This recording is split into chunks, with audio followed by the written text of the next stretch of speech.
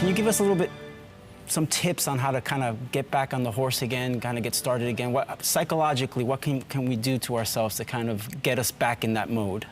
So the first and biggest thing that we see with some participants or patients is the fear of failure, right? Especially like in our industry, they're put into like a health or behavior modification program, and they're working with dietitians and nurses and exercise physiologists and are making these changes, and then they start to fall off the wagon, and then they start to avoid the people who help them like the plague, because your fear of judging, because we've been taught our whole lives that to fail is to be wrong or to just make a mistake that's irreparable.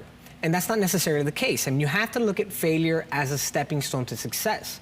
Yeah, it's not a good thing, it's not a fun thing. Nobody feels good when they fail, but if you can just change your mindset to looking at failure and just saying, yeah, I made a mistake, or yeah, I fell off the wagon, and then looking at it and saying, what did I learn is the biggest and most important thing to getting back on the wagon, is looking at failure as a stepping stone to success or as a learning tool. I made a mistake.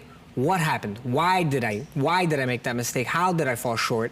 And start asking yourself those questions, being introspective, right? Having to reflect upon yourself. And then from there saying, well, what can you do to overcome it, right? So